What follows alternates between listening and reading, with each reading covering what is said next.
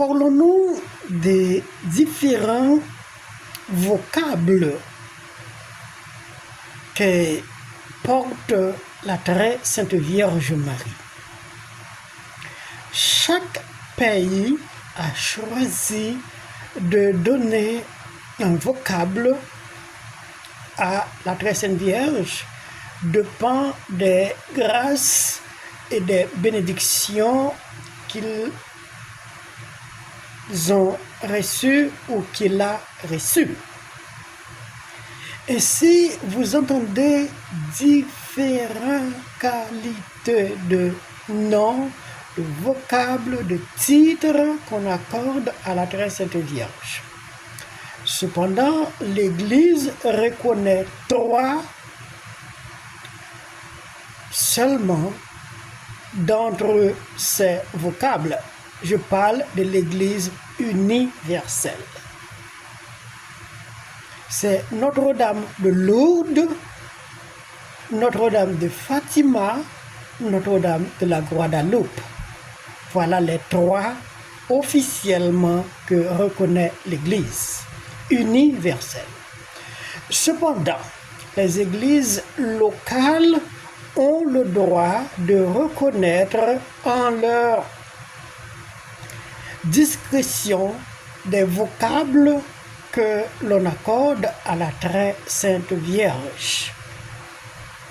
Si vous savez, ici en Amérique, il y a beaucoup de noms que l'on accorde à la très Sainte Vierge. Si vous allez en Argentine, vous entendez Notre-Dame de Luan. Au Brésil, c'est Notre-Dame de l'Aparecida. Ainsi de suite. Et presque dans tous les pays, comme au Paraguay, comme au Pérou, comme au Chili, parce que tous les pays de l'Amérique ont un nom particulier pour la très Sainte Vierge. Tout comme en Europe, en Pologne, en Espagne, en Belgique, ils ont des noms particuliers pour la très Sainte Vierge que l'Église reconnaît comme des vocables. Mais comme je viens de dire, tous les vocables ne sont pas officiellement reconnus par l'Église, c'est pour l'Église universelle. Cependant, les églises locales sont habilitées à les reconnaître jusqu'à ce qu'un jour, si l'Église juge bon de les accepter comme universels. Pourquoi? C'est parce que la très Sainte Vierge Marie est reconnue comme celle qui a effectué différentes apparitions. Mais pour que l'Église accepte une apparition de Marie, il faudrait que ce soit authentiquement reconnu après preuve. Si les preuves ne sont pas données convenablement et on n'a pas découvert en quelles circonstances que Marie est apparue, l'Église voudrait éviter ce que nous appelons hallucination, c'est-à-dire des gens qui ont fait des rêves qu'ils ont vu la très Sainte Vierge. Ça peut bien être vrai, mais l'Église ne peut pas entrer dans une échelle d'accepter toutes les hallucinations des personnes qui proclament qu'elles ont vu la très Sainte Vierge. Voilà pourquoi l'Église, dans sa précaution, n'accepte pas tout ou ne donne pas la bénédiction à tout ou accepte l'authentification de tout. Par exemple, Medjugorje, jusqu'à présent, n'est pas encore reconnu. Et l'Église est toujours en quête pour savoir si vraiment Medjugorje est apparu. Et c'est ainsi dans tous les pays. Mais aussi, il y a des vocables que Marie porte qu'on ne dit pas qu'elle est apparue, mais c'est juste parce qu'on voudrait dire qu'elle est protectrice de telle situation, de telle cause. Admettons, vous entendez Notre-Dame de Bon Voyage. Mais ce n'est pas officiel. Mais ce sont les voyageurs qui voudraient obtenir de la protection de la Très Sainte Vierge, et en voyageant, après avoir fait le chapelet, ils demandent à Notre-Dame de Bon Voyage de les protéger. Par exemple, vous entendez Notre-Dame des Anges.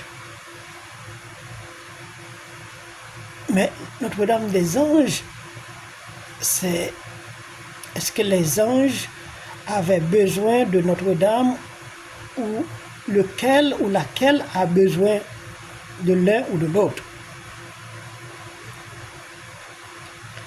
Parce que vous savez, quand l'ange est apparu, c'est elle ou c'est lui qui a apporté le message de l'annonciation. Et aussi, à la naissance de l'enfant, les anges ont apparu. Donc, la Vierge savait voir les anges.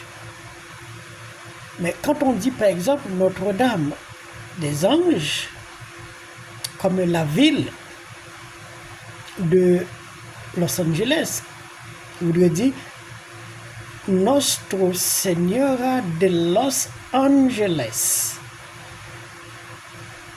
Notre-Dame des Anges. Donc, c'est un vocable, ce n'est pas une apparition. Alors, il y a des vocables que l'Église laisse passer, mais il y a d'autres qu'on ne laisse pas passer. Par exemple, l'Église était en train de discuter la fois dernière le titre de co-rédemptrice de Marie. Nous savons que beaucoup de communautés religieuses et beaucoup d'hommes qui ont cru en la Très Sainte Vierge parlent qu'elle est co-rédemptrice.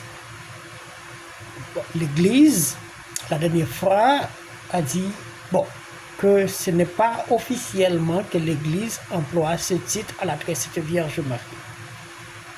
On n'a pas l'interdit, mais on dit que ce n'est pas officiel.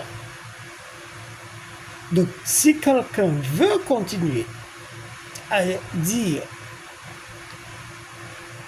Marie, elle est co-rédemptrice, l'Église n'a pas un problème, mais cependant l'Église ne va pas l'officialiser ni l'authentifier qu'elle est co-rédemptrice.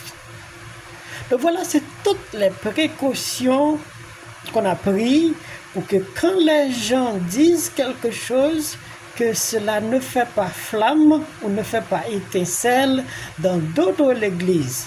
Car quand c'est adopté par l'Église universelle, ça veut dire toutes les églises du monde le reprennent.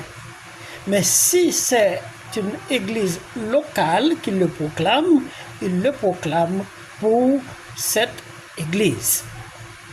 Voilà pourquoi il y a des titres comme l'Immaculée Conception, ça c'est pour l'Église universelle. Notre-Dame de l'Assomption, c'est pour l'Église universelle. Et il y a beaucoup d'autres titres encore que l'Église accepte et ça devient universel. Notre-Dame de la Nativité, qui célèbre la Nativité de la Très Sainte Vierge. Notre-Dame de la Chandeleur, que l'on célèbre le 2 février, par exemple. Ces titres sont plus ou moins officiels.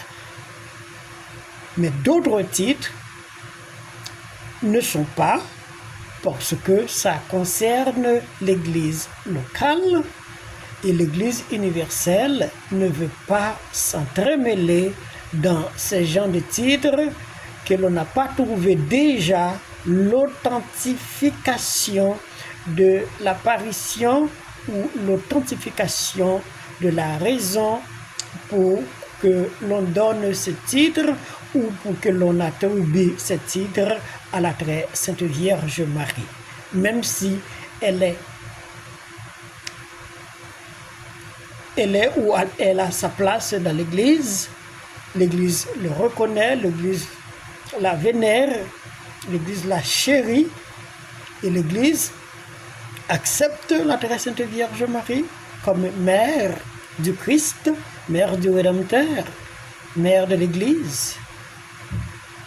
Et elle accompagnait les apôtres au cénacle de la prière. Mais pour les précautions de morale et de l'éthique, l'Église n'accepte pas tous les titres ni tous les vocables pour la très Sainte Vierge Marie.